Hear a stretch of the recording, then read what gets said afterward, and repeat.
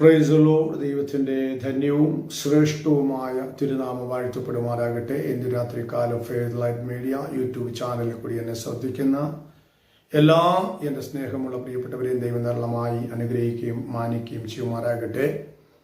ഈ short message, ചെറിയ message നിങ്ങളുടെ ജീവിതത്തിൽ വിടുതലും ആശ്വാസവും പകരട്ടെ.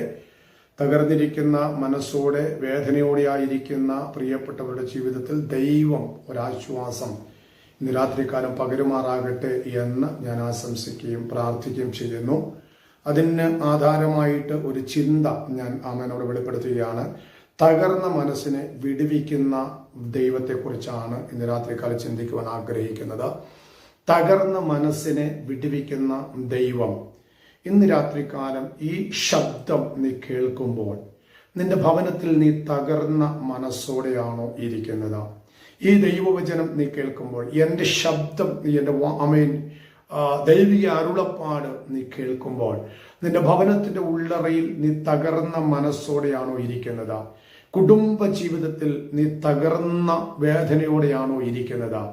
ഭാര്യ ഭർത്തൃബന്ധത്തിൽ നീ തകർന്ന മനസ്സോടുകൂടിയാണോ ഇരിക്കുന്നത്? തലമുറയുടെ വിഷയത്തിൽ നീ തകർന്ന മനസ്സോടെയാണോ ഇരിക്കുന്നത്? നിന്റെ വീട്ടിനുള്ളിൽ നിനക്ക് ഒരു സ്വാതന്ത്ര്യമില്ല എന്ന് പറഞ്ഞ് നീ തകർന്ന മനസ്സോടെയാണോ ഇരിക്കുന്നത്?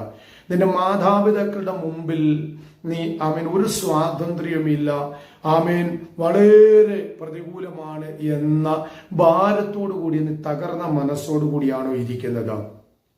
സാമ്പത്തികമായും ശാരീരികമായും ബലഹീനപ്പെട്ട് നീ തകർന്ന മനസ്സോടുകൂടിയാണോ ഇരിക്കുന്നത്?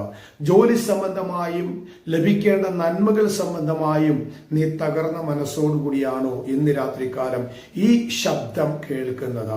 എന്നാൽ സർവശക്തനായ ദൈവം വിളിച്ചു പറയുന്നു, ആമേൻ, ദൈവാത്മാവ് അത്ഭുതങ്ങളെ പ്രവർത്തിക്കുവാനിടയായി തീരും. അതിനാധാരമായിട്ട് ഞാൻ ഒരു വാക്യം വായിക്കുന്നു.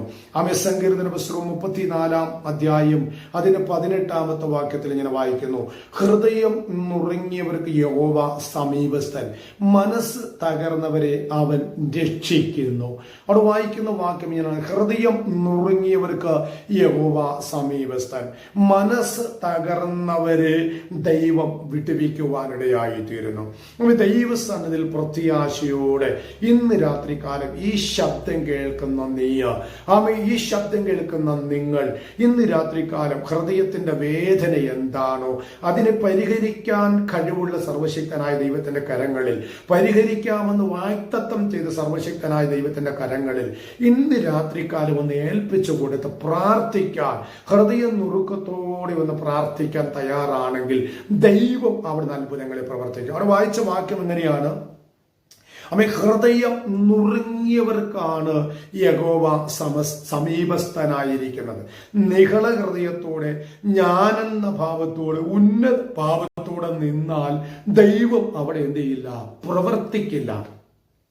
ദൈവം പ്രവർത്തിക്കണമെങ്കിൽ താഴ്മയുടെ മേഖലകളിലെ ദൈവം പ്രവർത്തിക്കത്തുള്ളൂ. നമുക്കറിയാം, താഴ്വരയുടെ മേഖലകളിലെ നീരോട്ടം ഉണ്ടാകത്തുള്ളൂ. കുന്നുംപുറത്തൊരിക്കലും നീരോട്ടം ഉണ്ടാകത്തില്ല. എവിടെ താഴ്വരയാണോ ആ കുന്നിന്റെ മുകളിൽ കിടക്കുന്ന ജലം മുഴുവനും താഴ്വരയിലേക്ക് ഒഴുകി വരുവാനിടയായി തരും. അതിന്റെ അർത്ഥം മനസ്സിലാകുന്നു.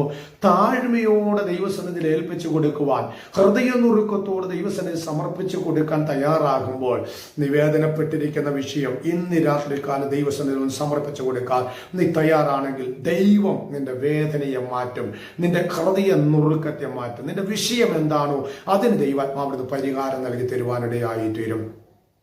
മറ്റൊരു വാക്യം വായിക്കുന്നു. സങ്കീർത്തന പുസ്തകം 147 വാക്യം ഇങ്ങനെ വായിക്കുന്നു, അവൻ ഹൃദയം നുറുങ്ങിയവരെ സൗഖ്യമാക്കുകയും അവരുടെ മുറിവുകളെ കെട്ടുകയും ചെയ്യുന്നു.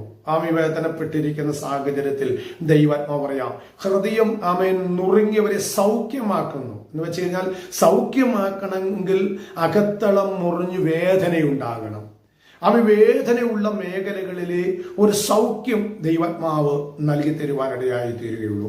എന്ന് വെച്ച് കഴിഞ്ഞാൽ, ഒന്നുകൂടി പറഞ്ഞു കഴിഞ്ഞാൽ, വൈദ്യൻ ഔഷധം തന്ന് ശരീരത്തെ നോർമലാക്കണമെങ്കിൽ ഏത് വിഷയത്തിനാണോ ഔഷധം തരുന്നത് ആ രോഗം നിന്റെ ശരീരത്തിൽ ഉണ്ടായിരിക്കണം.